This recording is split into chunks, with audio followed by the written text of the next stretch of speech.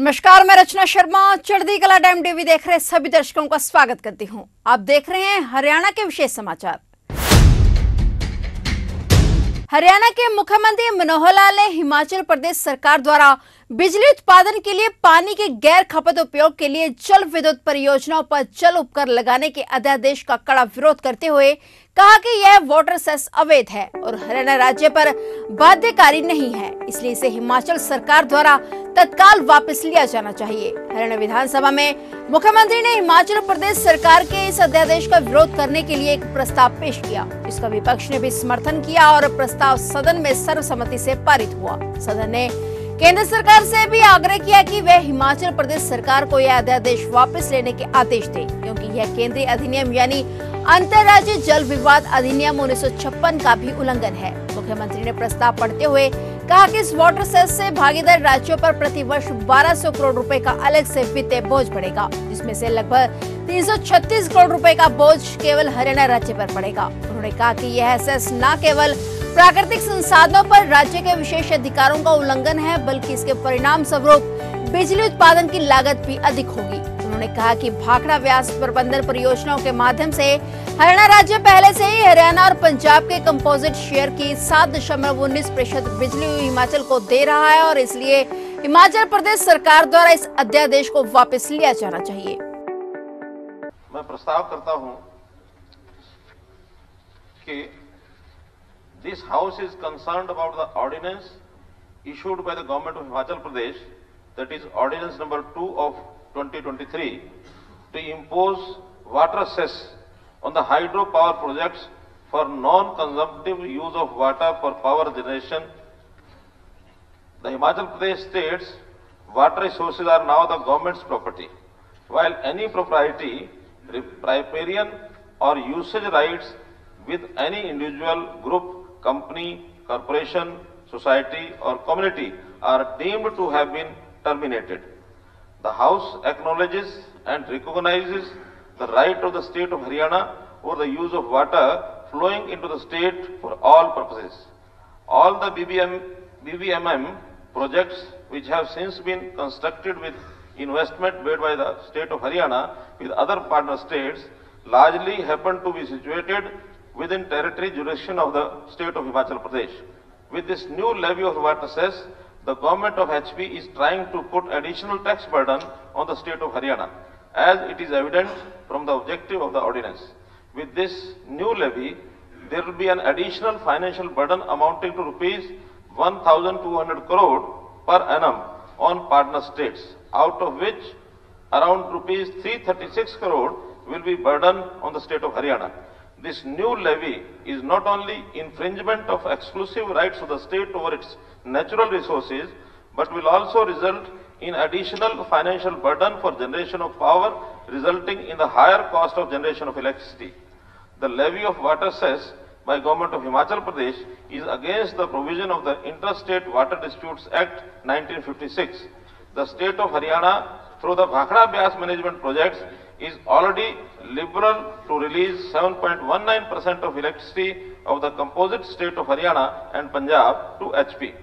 This House very strongly and unanimously resolves that this levy of water cess imposed by the government of Himachal Pradesh is illegal and therefore the same should be withdrawn by the government of Himachal Pradesh.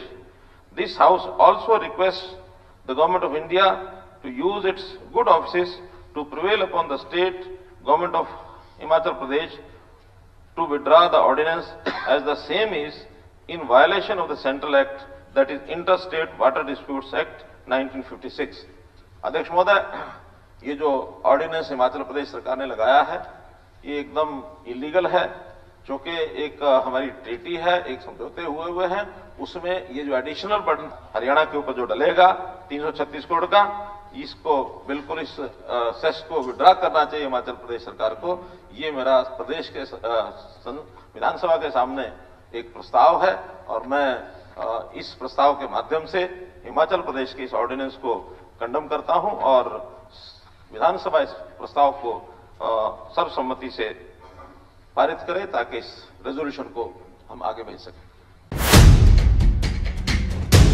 Budget सत्र की कार्रवाई के दौरान विपक्ष ने महंगाई के मुद्दे पर प्रश्न किया। इस दौरान सीएम मनोहर लाल ने महंगाई के मुद्दे पर सांसदों के सवालों का जवाब दिया। सीएम मनोहर लाल ने कहा कि महंगाई कितनी है उस हिसाब से आमदनी भी तो बढ़ती है। वहीं मुख्यमंत्री ने कहा कि महंगाई कम हुई है, बढ़ी नहीं है। उन्होंने साफ शब्दों में कहा कि हर साल डीए के आधार पर कर्मचारियों की आय भी बढ़ाई जाती है। एक विषय बार बार महंगाई, गरीबी, ये विषय भी आता रहा है। अब इसमें इतना ही कहना है कि जहां तक महंगाई का विषय है, ये अपने अपने तरीके से सब बोलें, मुझे आपत्ति नहीं है, लेकिन वो कहते हैं कि हाथ कंगन को आरसी क्या, पढ़े लिखे को फारसी क्या। हम लोग कर्मचारियों का डीए ये हर साल महंगाई के आधार पर बढ़ता है। महंगाई के आधार पर बढ़ता होगा डीए, और डीए के पैरामीटर्स एक नहीं है, सेंट्रल गवर्नमेंट की एजेंसी है, पता नहीं कितने पैरामीटर्स हैं। कोई भी एक ऊपर नीचे हो जाए तो हमारे कम से कम कर्मचारी उसको उसी समय पकड़ते हैं कि ये इसका पैरामीटर कम क्यों कर दिया, इसका ज्यादा क्यों कर दिया, हमारे हाथ में नहीं है। और हर 6 महीने बाद उसकी डियरनेस अलाउंस की किस्त जारी होती है, कितने % आगे बढ़ेगा। अब मैं 2 आंकड़े बता रहा हूं, और ये हर 10 साल बाद उसका बेस रेट होता है, उसके बाद अगले 10 साल तक बढ़ता रहता है। एक बेस रेट था 2006 में, उससे पहले 1996 में था, फिर आया 2016 में, अब आएगा 2026 में। उस सारे को मिला करके 100 कर दिया जाता है, फिर 100 से वो परसेंटेज बढ़ती है उसकी। 2006 में 100 था, उसके बाद हर 6 महीने बढ़ते बढ़ते जनवरी 2013 में, तो अब 23 में है, तो इक्विवेलेंट डेट है 2013। जनवरी 2013 में, अगर हमें से किसी को पता हो नहीं पता हो, लेकिन मैंने जो जानकारी ली है 80% महंगाई हो गई थी। DA was 80% declared in January 2013, 80%। और अब DA 2016 के बाद, अभी जनवरी का तो डिक्लेयर होना है, जो इससे पहले का था जुलाई का, 1 जुलाई, हमारे कर्मचारी बंधु सब जानते हैं। 1 जुलाई का जो डिक्लेयर था वो था 38%, और अगर ज्यादा करेंगे जनवरी में तो 41 हो जाएगा। यानी अब DA का रेट 41% है। हमें पेंशन वाले जो है ना, पेंशन लेते हैं, या हमें तो तनख्वाह अपनी रेगुलर मिलती है, लेकिन जो एक्स हमारे MLA हैं उनको इसी ढंग से डीए भी मिलता है, तो यह 41%। यानी उस 6 साल के वक्फे में 7 साल, 6 से 13, 80% महंगाई, और अब 16 से लेकर 23 तक 41% महंगाई। It is nearly half. कर्ज, CAG की रिपोर्ट कर्ज के बारे में जो बताई गई, अब वो आंकड़े मालूम नहीं कहां से लाते हैं। इन्होंने बताया कि 3,19,000 करोड़ रुपए का कर्ज है। मैं फिर से जो पहले आंकड़े मैंने बताया थे, फिर से बता रहा हूं। 2021-22 में राज्य का जो बकाया ऋण था 2,23,000 करोड़ रुपए था, और उससे अगले साल में जो अब 21-22 के बाद 22-23 तो अब शुरू हो रहा है। अब इस बार 21-22 खत्म हो रहा है, नहीं 22-23 खत्म हो रहा है, तो 22-23 में भी हमने उसमें जो हमें 40,000 करोड़ रुपए का ऋण की स्वीकृति हुई थी, उसमें भी लगभग 30,000 करोड़ इसमें और आएगा। 30,000 करोड़ आएगा, लेकिन इसके बदले में साथ में वापस भी होता है, तो वापस होने वाला आंकड़ा उतना कम भी होता है। वापस में जो मूलधन होता है, साथ में उसका ब्याज होता है, वो भी वापस होता है।